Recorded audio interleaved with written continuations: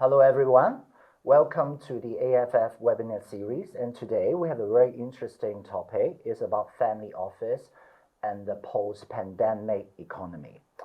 As you understand, basically family office, the term, and actually the actual operation becomes very chic, especially in this like 10 years or 8 years. A lot of people saying that probably, do we need a family office? How do we operate? What kind of cost-benefit analysis to it?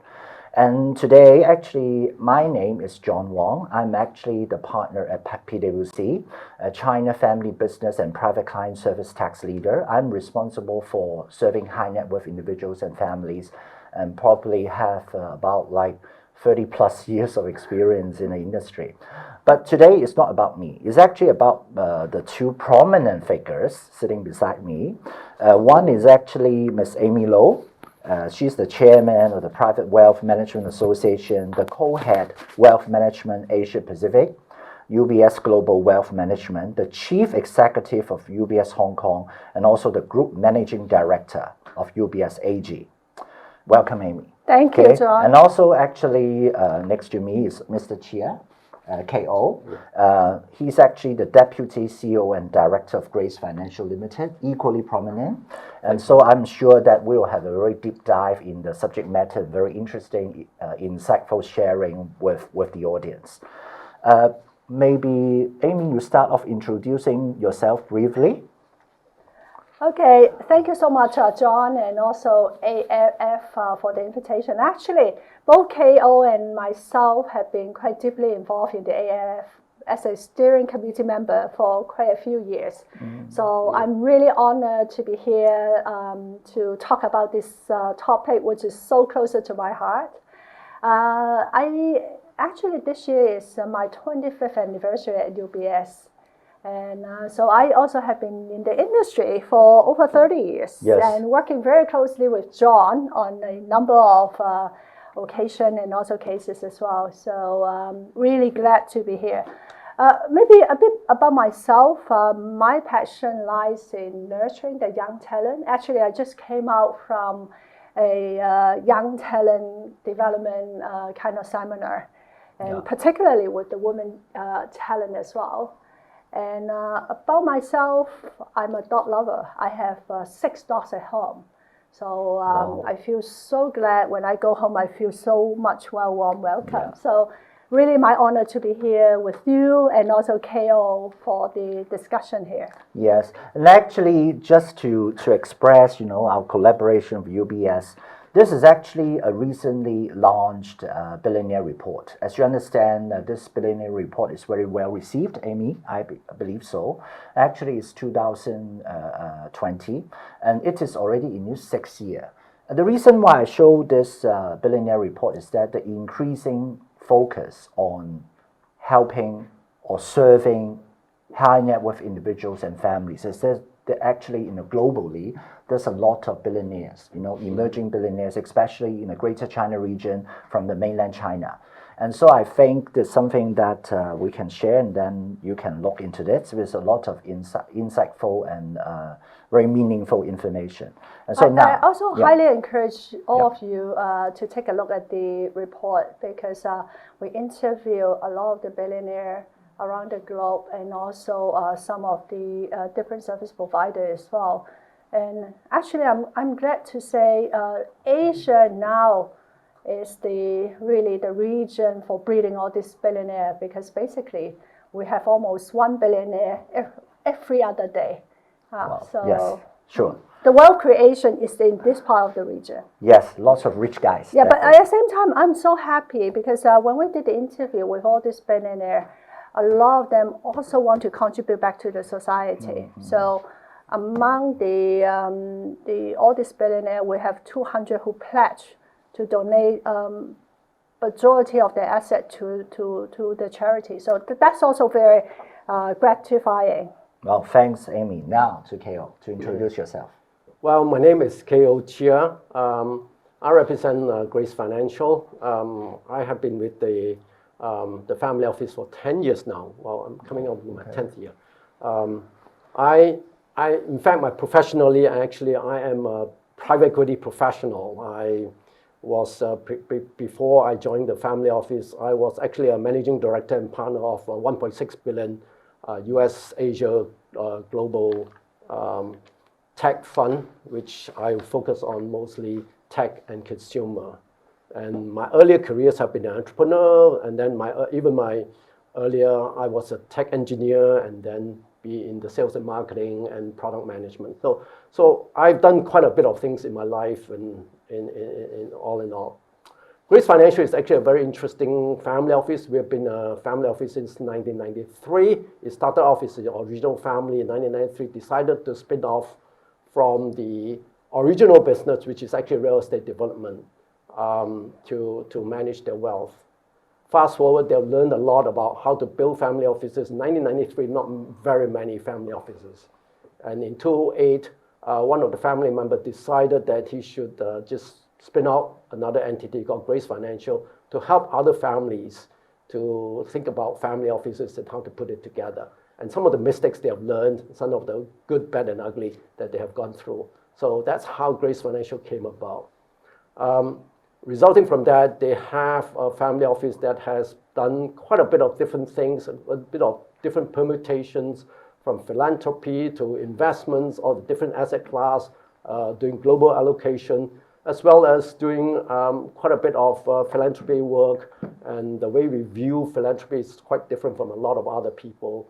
And right now we're actually focusing on, in fact, some years ago, doing quite a bit on the Next Gen program and Next Generation program to help bring succession, as well as training the Next Gen using the people that they have within the family office. I also, part of being my private equity community giving is, I'm also the president of the Hong Kong Venture Capital Association. I also chair the family office committee as well. So that's a bit about my background. Oh, thanks a lot, KO. As I described correctly, both are actually prominent figures in the industry. Now, I think we should deep dive into the issues that we're going to share with the audience here. As you understand that family office, be they actually single family offices or multi-family offices, have exist actually in Europe or in the West for a long period of time. We imagine the most traditional like families, classic families, right? And of course, there's actually an ongoing emerging growing interest in Greater China, especially in Asia as well, especially as we review, Amy and I review that a lot of billionaires, especially coming from mainland China. And so a lot of our clients, because we are PwC, we have consultants to the families and high net worth individuals and families. That's why we plan for them. And so a lot of people, they will ask, oh, we really need a family office? How should we operate it? Where should we set it up? These kind of issues.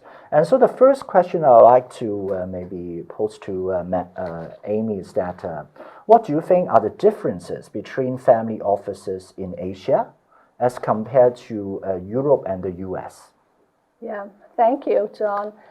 I think that boiled down to both Asia and also Europe are in the different stages of the economic cycle. And as you said, for a lot of the families in Europe, they are already in the 7th, 8th, and even 9th kind of generation. It's multi-generational. Whereas if we look at the families in Asia, like Hong Kong, Singapore, Taiwan, is the first, second generation. And even for China, it's more even the first generation. So for them, they are still in the wealth creation and how to grow the kind of a business out here. So that's, I would say, is one of the main differences. And this kind of difference will also bring into if you look at the structure, it's also a bit different because wealth management is one of the core business for UBS. So we deal also a lot with the global family offices from Europe, from US, and collaborate, a lot of collaboration as well. So if I look at the structure, because they are in different economic cycle, the European family offices and also the US family offices, the segregation between family and business is higher. Whereas in general, obviously KO, yours is different. It's much more sophisticated. But in general, I would say the Asian families the segregation is not that high. Family is business, business is family. So often, the involvement of the family members are still very high in some of these family offices. So often when I deal with the family offices, it's the principal sitting there with the financial controller, and also a lot of the family members, maybe the daughter or the son, taking part of the job in the family offices. So this is the generational, the structure. Then we look at the investment.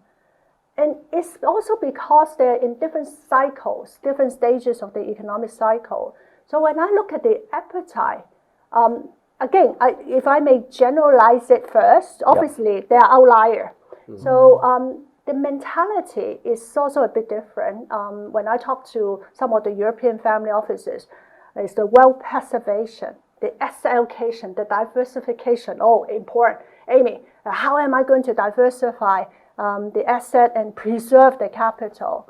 Whereas in Asia, when we talk to them, actually a few years ago, they even said, anything less than 20%, don't talk to me.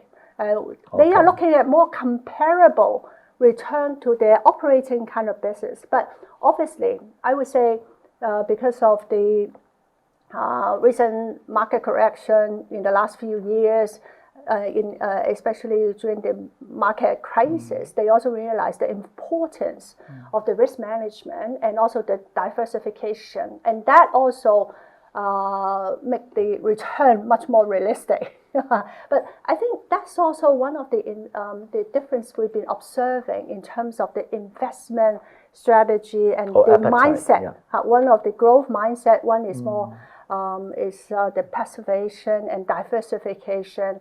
And in general also, if I look at some of the European family offices, it's much more institutionalized. So they have a very proper kind of a governance in place, who does what and what's the decision-making process and what's the risk management framework, what we can do and cannot do. And that's also something we've been also sharing a lot with some of the Asian family offices. And I think one thing, evolving trend is that, in Asia, we've been seeing the transition of wealth from one generation to another. So we've been seeing also a lot of the second gen coming into the picture. So I think that also provide a new element into the setup of this kind of family offices, trying to also looking at institutionalize some of this kind of decision making, the asset allocation. That's why asset classes like, as KO mentioned, the alternative asset classes, the private equity, the direct, getting also very popular. Yes. So I think these are some very high level, but I'm happy to see in general, as you said, it's getting very cheap. So a lot of people also are looking at how they can really professionalize further the setup. Yeah, I think actually Amy's sharing is very relevant. I still recollect that, quite a number of years ago, when we actually learn about family office or even family governance or succession cases, we always make reference to the European families. If you remember, right, KO and Amy.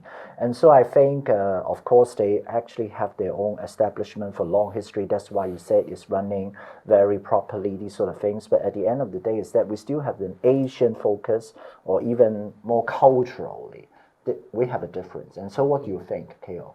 I think to add to some of the points that Amy said early on is most of the European and US family offices, the wealth was made from what I call the old money, which is more traditional businesses. And only in the recent years, you have more of the tech companies, especially in the US context. But in an Asian phenomenon, that blend of old money, which is usually in real estate, and into the new money, which is more the new minted wealth from the tech entrepreneurs, has been very, very prominent. So the mix of it has been actually quite dramatically different from that of the European and US context. So that brings a different flavor to it. Very often you see some of the tech billionaires and entrepreneurs are much, much younger. So they have a different agenda to the older generation of the European and US type phenomenon. So that brings a very different dynamics in structure, in what are the things they look at, what are the interests they have, and all that becomes, can get very confusing. But to be able to peel through the whole context, actually each family office is different. Yeah.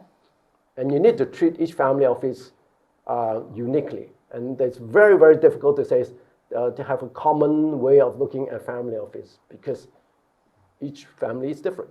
But KO, since you bring up the issue about each family office, or I would say each family is different. Maybe they have similarities, right? But in terms of asset allocation or even the nationalities, tax status, or those, some of the succession planning points, but how different can it be? Some of the things that will be different will be, while you have similar tax structures and all those things, which and investments, and that's the need for things like what Amy UBS can provide, but each one will have some special needs. Yeah. Special needs could vary from philanthropic side or to concierge service, to very special investments, some certain category of investments that some family member or that family office is passionate about. Now, to share an example, for instance, at Grace Financial, what we did was we actually looked at philanthropy and investment as a continuum, very different from others. So what we have to do is to figure out that how do then we match the talent pool between the investments and the philanthropic side of things, and how do we look at the projects? Some projects will come in through the investment and say, no, this is more philanthropy, and some come in from philanthropy and says, no, this is probably an investment. So that actually has this interesting part, because then it allows my colleagues to be able to learn and cross-pollinate and cross-discipline across between the philanthropic and investment side. So that's just an example of how we have handled it in our context. And actually, John, if I may add, sure. while it works a lot of times when we say, oh, these are some of the best practices in Europe, and we showcase some of those examples, how they build up the family office. Because you know what, one of the common saying bother a lot of the families in Asia, particularly in China, is 富不過三代. Okay. The wealth will not go beyond the third not generation. Sustainable wealth. Yeah. In a sense. So yeah. I think then they want to learn, but at the same time, I don't think one size fit all. So I always tell our bankers, it's important to know what are the priorities for the client and how you tailor-make the offering. These are the successful cases and also some of the case study that you can do it that way, but you have to adapt to the priority. What are they looking for? What are some of the problems they want to address? Yeah. And then you have to tailor-make for it. Yeah. One of the major part of the things I've seen is it's one of the biggest challenges that I face when I went into the family offices. They talk about a lot of values, family values. But when I ask a question that says, hey, how do you translate these family values in your investment process? They says, oops, we never did. So it says, since you asked, have a shot at it. And that's when we started to look at how you can translate a family structure values into an investment process. It wasn't easy, but over time, you then evolve and developed your own way of thinking and criteria. And for lack of a better way of describing it, we use the ESG platform to describe that. Kale, I totally agree with you. And I think that's a very important kind of a step when we talk about what are the value, what are the kind of legacy the family want to represent for. Because that's the starting point, and that's the power that can tie and really align the different family members together. So we often spend a lot of time on really identifying together with the client on the family. And then to your point, how are you going to materialize it That's the second step. actually, to complete the planning cycle is that as advisors, if I may contribute sure. a bit. You have a lot of No, actually, I may contribute a bit. experience. Is that actually from a professional advisor's point of view is that we always take a holistic approach to planning for families. That means we have to take into each and every account of the hard and soft issues, especially what I mentioned about, KO, you mentioned about tax, which is very important, succession, Amy, philanthropy, for example, like family governance, family, people, and value. This kind of mission and vision statement, we have to help the client to identify. And actually, for family office, is always to us or to the client, if you agree with me, it's basically a tool to implement this kind of process or strategy to make sure that the family is beneficial to first gen, the next gen, or sustainable wealth preservation, investment whatsoever. And so when we talk about investments, right, KO, this question for you is that since you are actually Grace Financial is a family office, right? What do you think from an investment strategy family office seek? Well, the way we look at investments, particularly in our own context, is we look at three things. We look at wealth preservation, because we've been around for a long time, so that's a priority. The challenge is, the key questions usually is don't lose money. So hence, there's this conservative approach. Yeah. Yet you have a really dilemma that says, well, I also want it to be, the investments to be meaningful and purposeful. That's the second, the bucket. And what does that mean? And you need to really peel off the layers and what do we really mean by purposeful and meaningful. Some will want to go down a thematic approach. Some will want to go down a specific purpose on how to use that wealth, either from an investment or even in a philanthropic side. So you got to see which bucket it goes into. And the third is really passion. And some families are very passionate about, example, education. Or some will be very passionate about healthcare. Some will be very passionate about sports. So you can have this parity of different types of investments that will be possible. So the team then, therefore, that is working with the family office, working within the family office, have to be flexible enough to be able to adapt and cater for all this variety of different needs. Yeah. And that's one of the challenges that if you are in a professional that is very good in one sector, how to take care of the other sectors, you got to learn and adapt along the way. That will be something that I've seen happening more and more, and you see a lot of this driving force behind the ESG impact and sustainability. It's all coming from family offices because it's all talking about meaningful and purposeful type of investments that they have made their money. Now I want to contribute back to the community, contribute back to society, not just to make more money.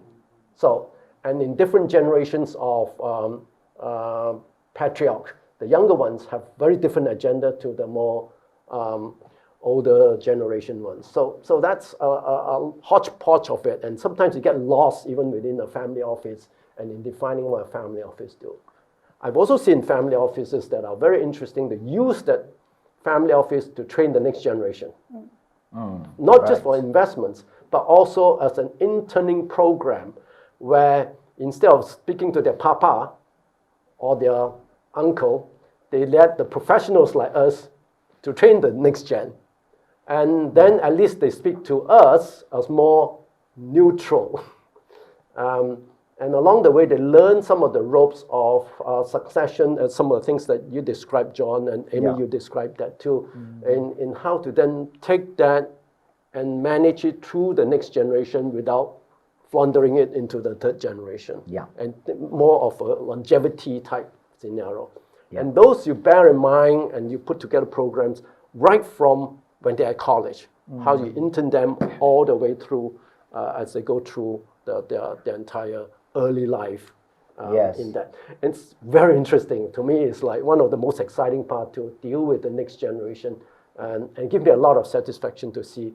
In fact, there was one situation very interesting that Next Gen came to us on part of our annual intern program. We recruit not just from families, but we also recruit from colleges. So we actually put them together and see how they work together. Interesting enough, one of the interns at the end of the program, they says, KO, I decided to switch my major. Oh, really? And that almost freaked me out. I kind of like, what have I done to you? From what to what? From economics to computer science. Oh, I see. So really, boom, it's like the other end of the spectrum. And I says, why?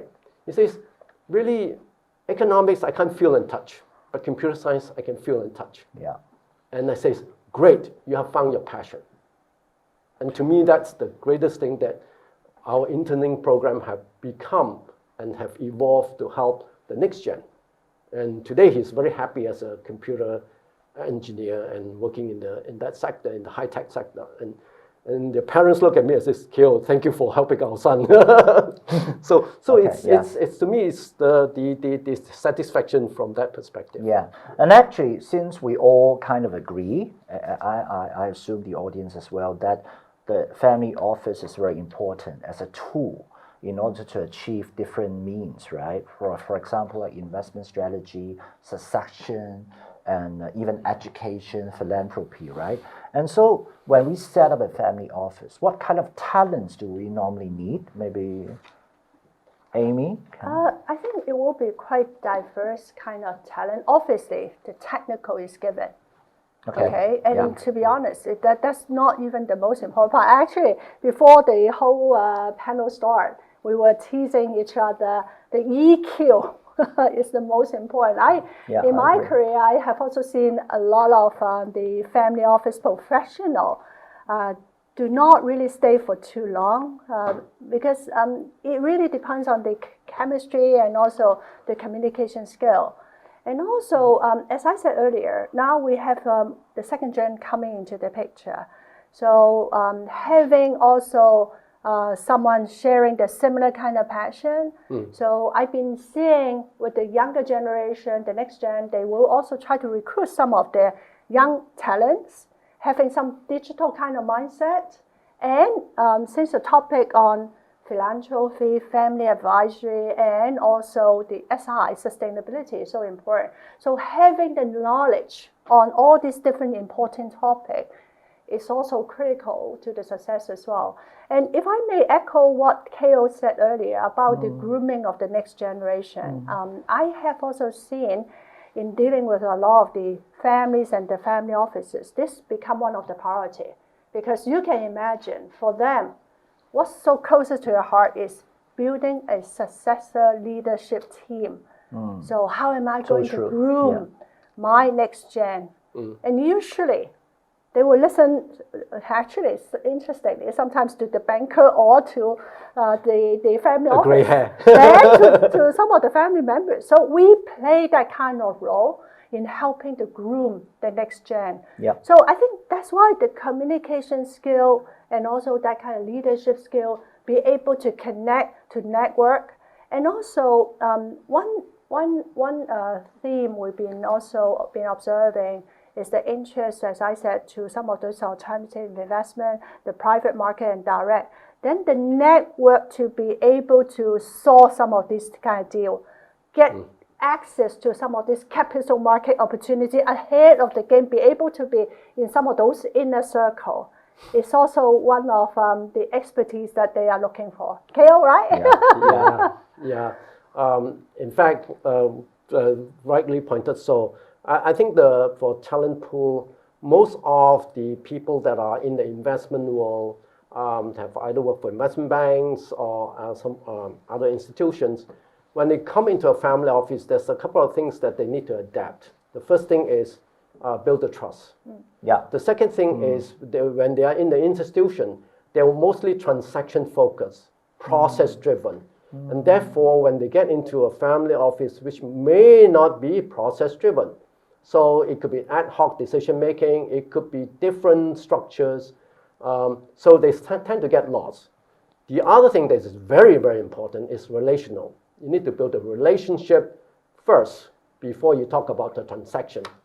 And the transaction is usually secondary. Very often, a lot of the professionals that get into challenges is that they try and do a deal first. And that's the wrong way around.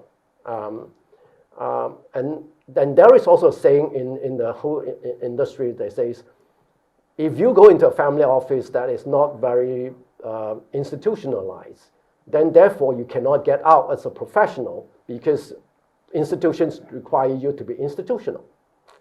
So there are some talks that says, hey, don't go into a family office till later in your life.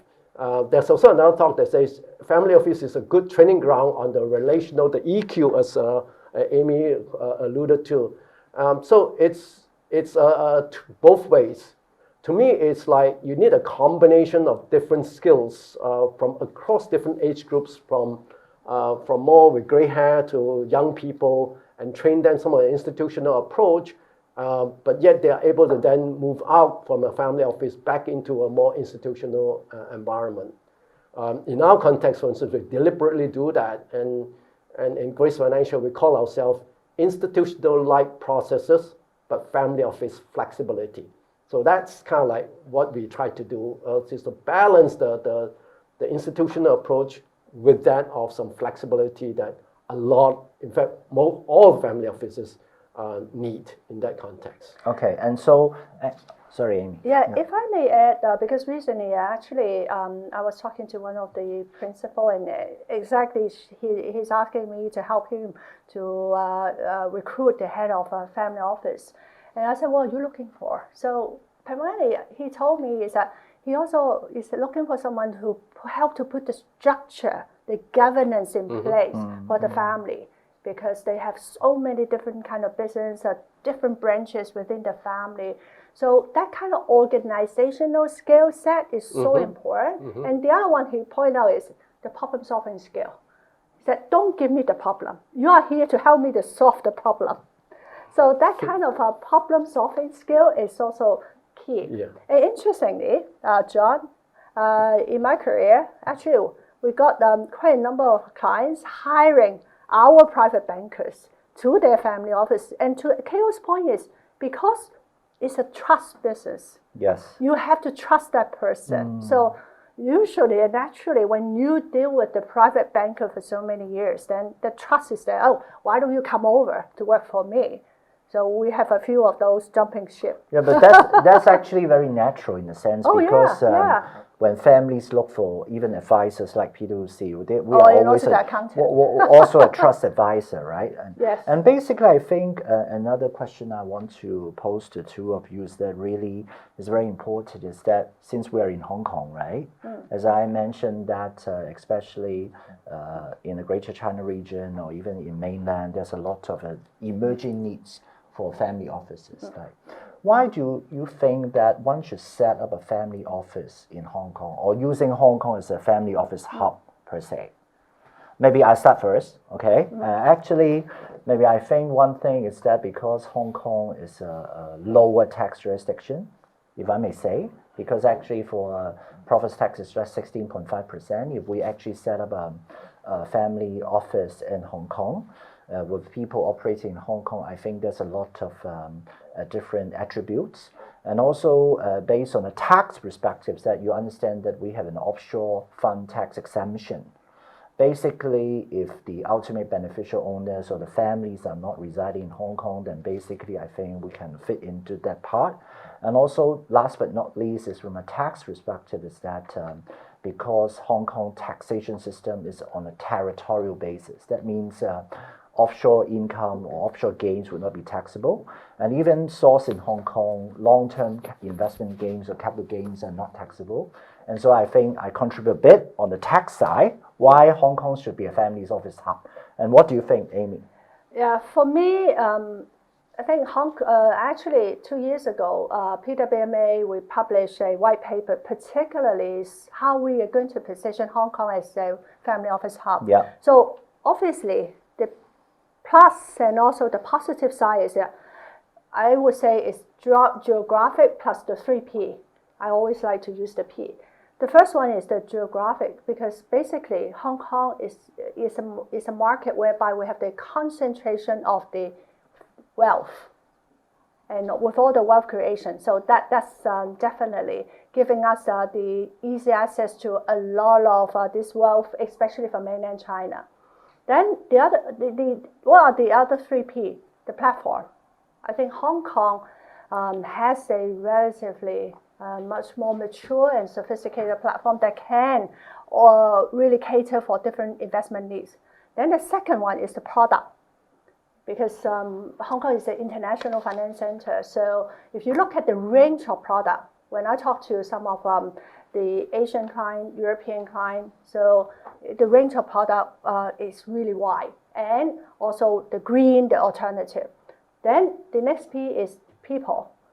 Looking at all of us here, is all the seasoned professional sitting in Hong Kong. So I think that really positioned Hong Kong very well. Though,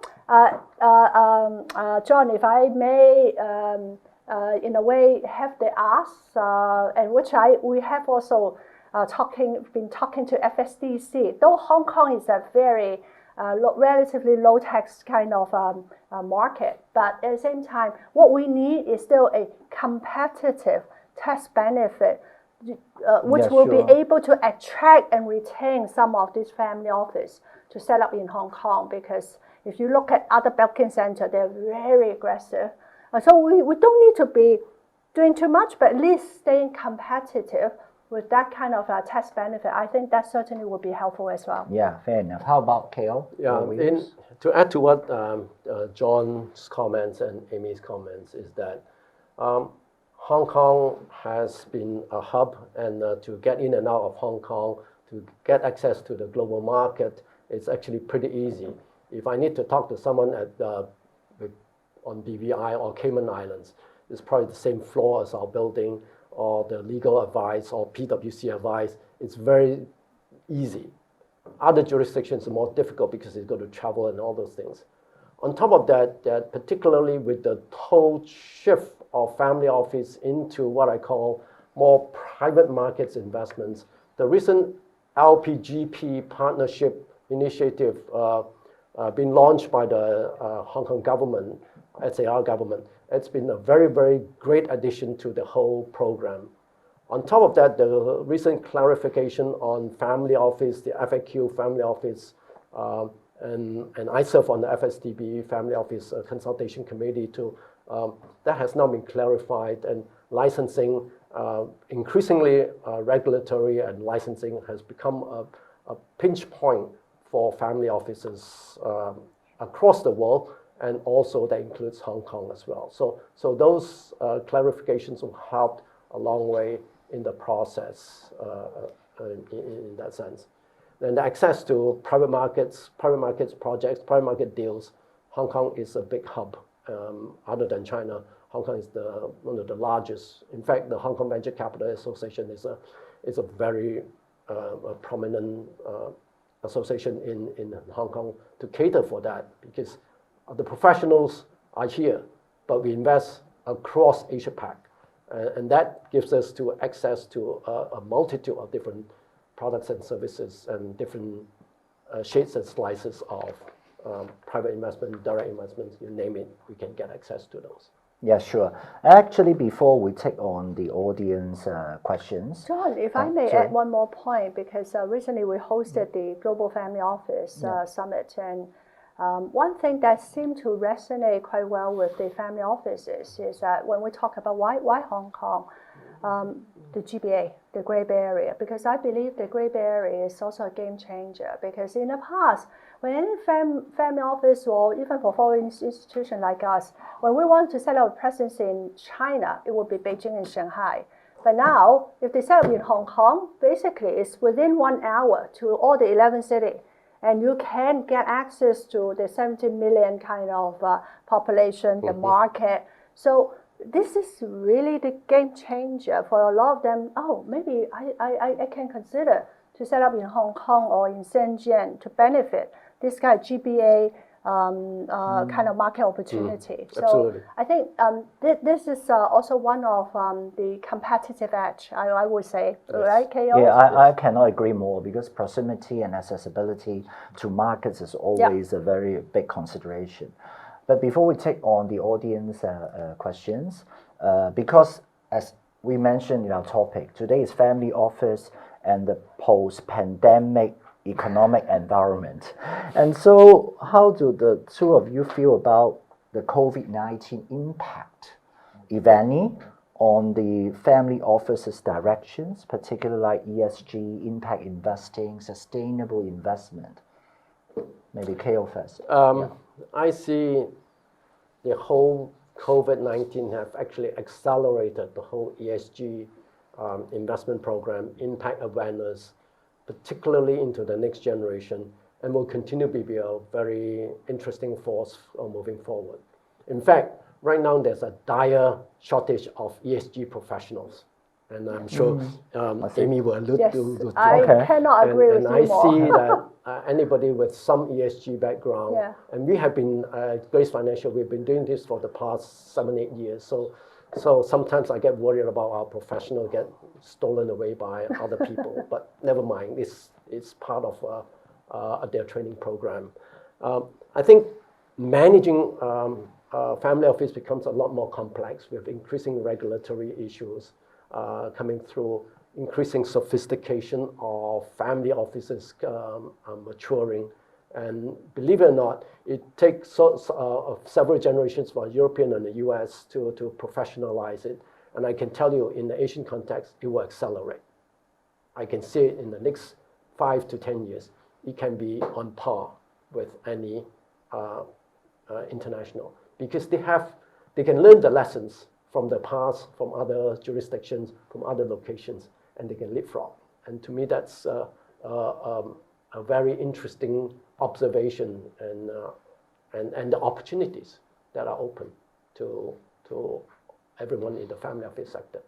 How about Amy? Yeah, I kind of agree with KO more, because the whole pandemic has really accelerated the whole interest into sustainability and also all this ESG, because now, you know what, when we talk to a client, they have more time. So the conversation also sometimes become very philosophical. Yesterday, I was talking to one of the billionaires, and basically she was also, she was concerned about the climate change.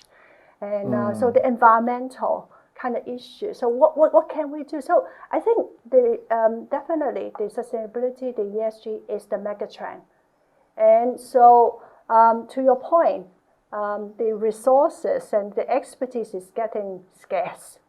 And so recently our head of the ESG, the sustainability has also been approached by some of the other players in the market. So you can tell it's hotly sought after. And the interest, especially again, the second generation coming into the picture, they concern more about all this environmental, social, and governance. And that make it even more interesting for a lot of the clients as well. So the pandemic, I can see the interest has gone up. And I think the other one is obviously the whole pandemic has accelerated the transformation of the digital. So when I talk to the family office in the past, now it's a lot of digital kind of conversation and all this kind of webinar. And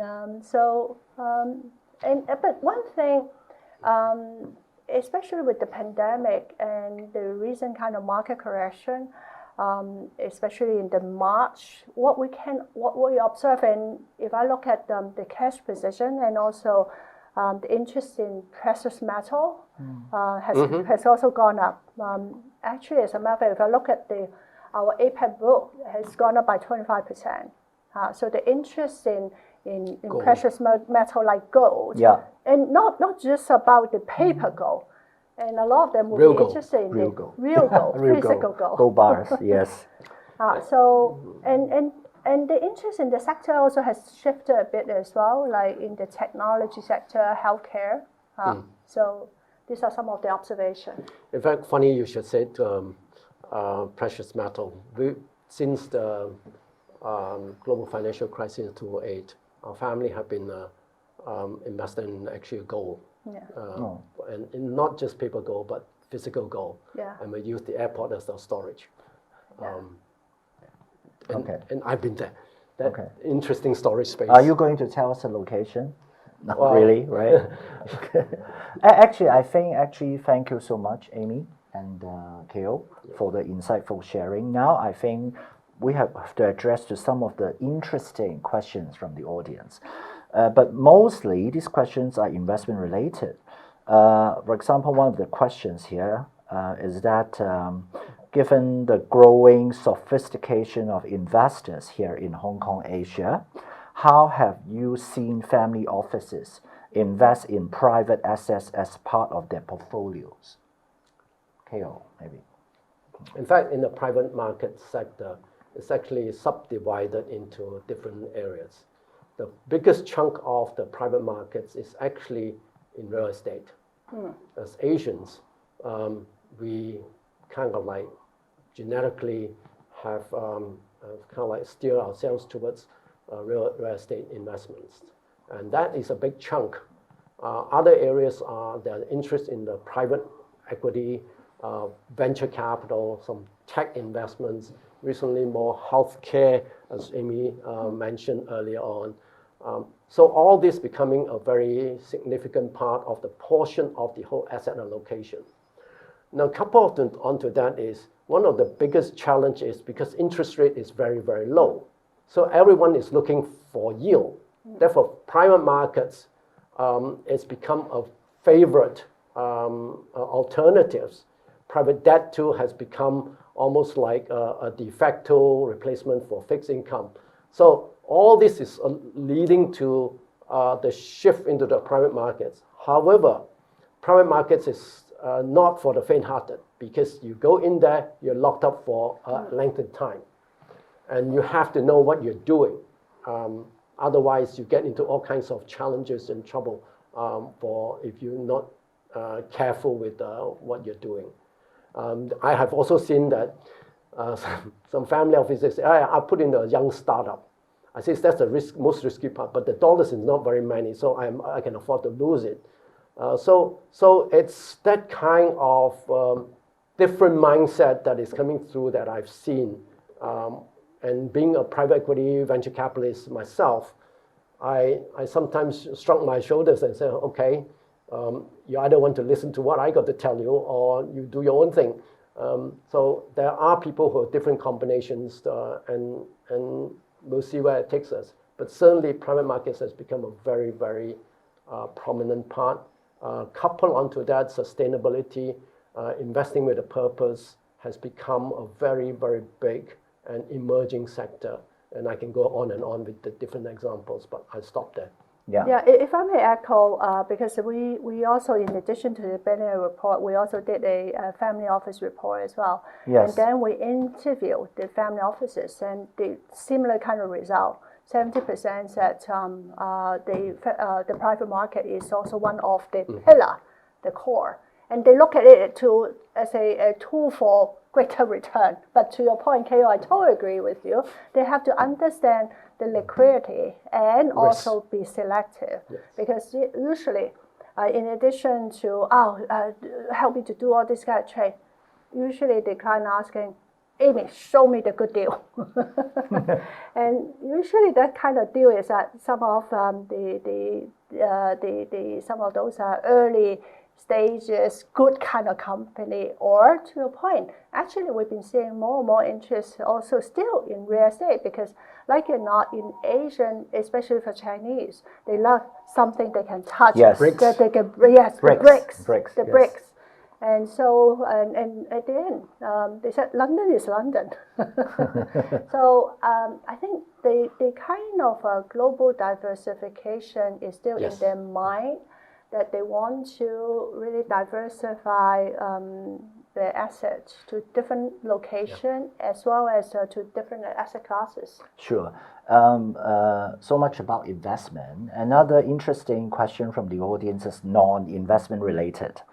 How important is a charter for the next gen or the new FOs? I believe a charter, the definition means family constitution or family governance. What do you think? Very important. I was invited by a group of billionaires. They set up a family office, a family kind of succession planning summit for 5 days. Oh, I see. So they have a group of 40 top families in the whole Asia Pacific region joining. And the topic I was talking is exactly about family constitution. So clearly, and it's full house, and that particular session, because while a lot of them setting up trust, they said, why we need the family constitution, the charter there? And so our explanation is that you need to also have a governance. Corporate has governance. And I think especially if in recent days, we have also seen a lot of the family kind of disputes. So if we can have the similar kind of governance in place within the family, with the family values, and then some of the proper kind of governance, how to select the CEO, what are the matrimonial assets that cannot be sold. And if you can lay out all this kind of discussion right at the beginning and engage the family. Because personally, I've been involving in some of this kind of discussion for a year, and then came up with the family constitution. The day when we started to the day when we end, the relationship is totally different. At the beginning, it's a bit cold. Everyone has their own agenda and also the priority. But it's good that sometimes we even said, Dad, can you go out? Let us talk to the family members there. So I think the family constitution is really important. I sometimes try to make an analogy. It's like a handbook. It's the family handbook. Yeah. So that we put down all the rule and all the principle. Plus, if any disagreement, let's talk it. And so, but it needs a lot of engagement and also negotiation, and how we also really iron some of the differences and put down that kind of governance together. I think it's critically important. I don't know if KO agree. Yeah, I think in fact it's very helpful. In fact, you just alluded to the point that it's when you have this governance process going through, you really need someone that is an outsider to facilitate. Because that person is neutral, and therefore be able to ask the tough question, the big elephant in the room, right? Yeah. And be able to suss those things out. And very often it's not just the governance and putting on a pretty sheet of paper and stick it on the wall, but also the follow through in the execution itself. Yes. Are there milestones towards it? How do you intend to implement this? At what time do you? And what period of time you involve the next generation in that processes? Are they partake in the party at the day go? I've seen things like, even in the philanthropic side, that they have a senior board and a junior board. And it's having that to be able to engage the next generation early enough to bring them forth to what the family was thinking, what the family values is, inculcating them along the way.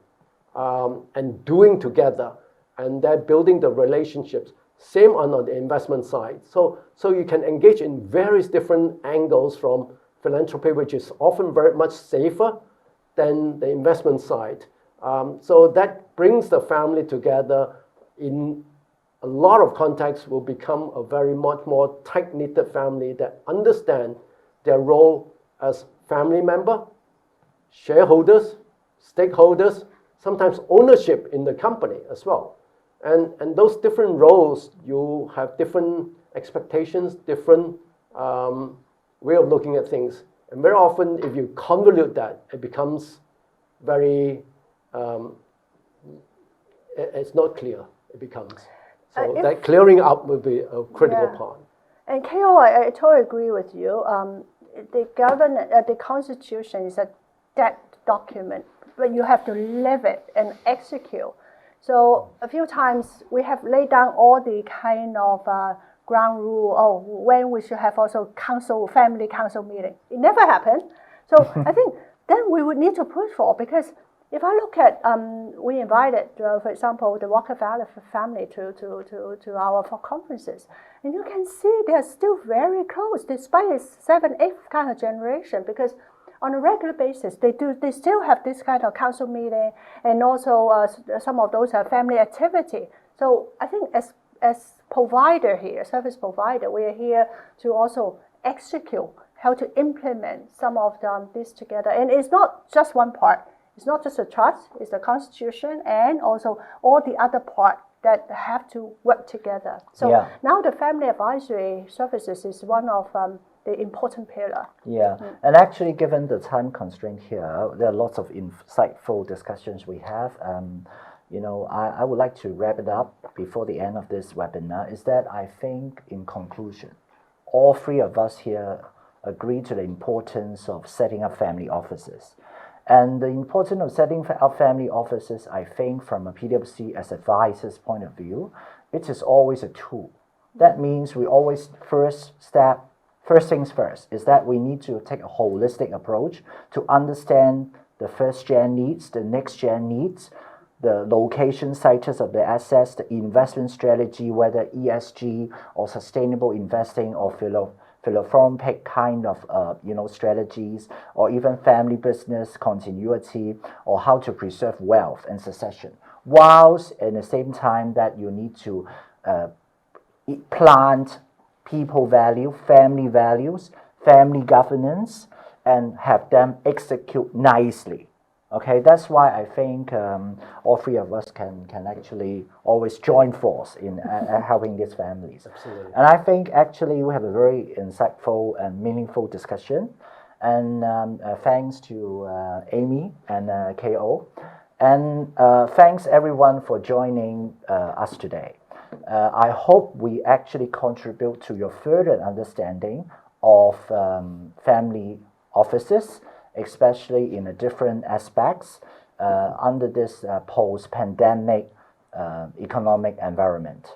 I'm also happy to say that the 14th Asia Financial Forum will go virtually next year. It's a virtual kind of like event.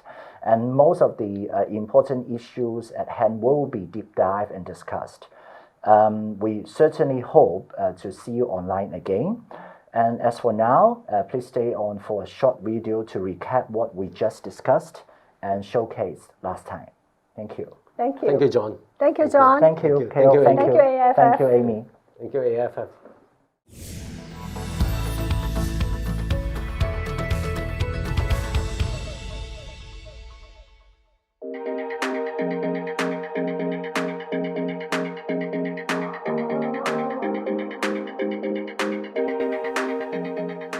The Asian Financial Forum 2020, bringing together over 3,500 government, global, financial and business leaders. Amid challenging times, the forum theme was redefining growth, innovation, breakthrough, inclusiveness, the subject of the opening plenary session, where the Thai finance minister tackled this in relation to the country's upcoming new stock exchange aimed at startups. Finding economic growth is very much the core of our national development strategy today. So I'm sure that there will be a lot of opportunities for Hong Kong in terms of investors, private equities, venture caps, and also for our business operators, the SMEs, the smaller guys, the startups to connect.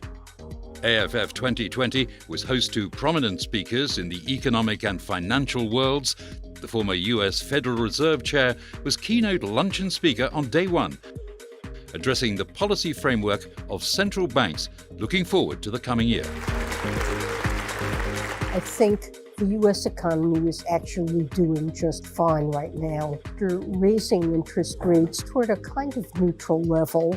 Certainly they would be prepared to cut more if it seems to be necessary to keep the expansion going. There's been a trend over many decades all around the world for central banks to become independent and taken out of politics. But it's very unusual to have a president who criticizes the Fed as much as President Trump has.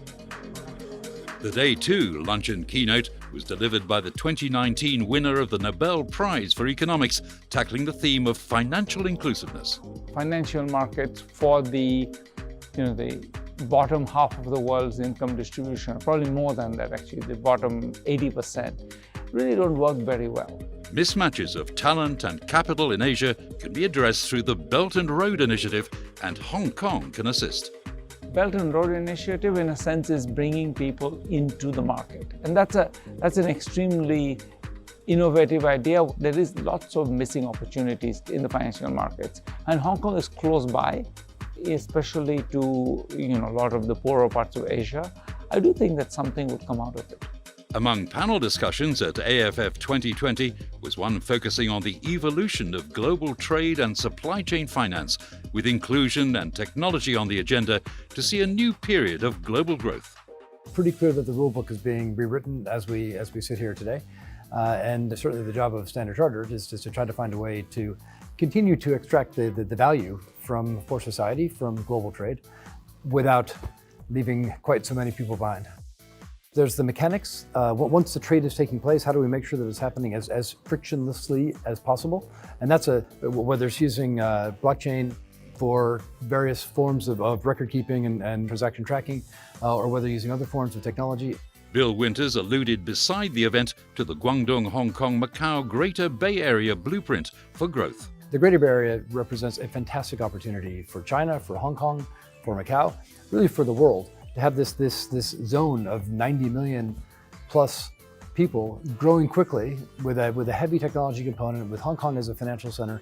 That's a fabulous opportunity. With opportunities for corporate connections through InnoTalks, the AFF Deal Flow Matchmaking Session, Global Investment Zone, and FinTech Showcase, delegates from around the world were able to reflect on business related to strategic planning. For the UAE, its Investment and Promotion and Protection Agreement of 2019 with Hong Kong is part of the plan. And we in the UAE are planning to develop further the financial services, and Hong Kong being a hub to that, and the Far East and a hub to really attract talents. We feel that this treaty really enhances the cooperation further. We have seen one of the sovereign wealth funds opening up their offices in Hong Kong, and we encourage the private sector to capitalize on this treaty as well.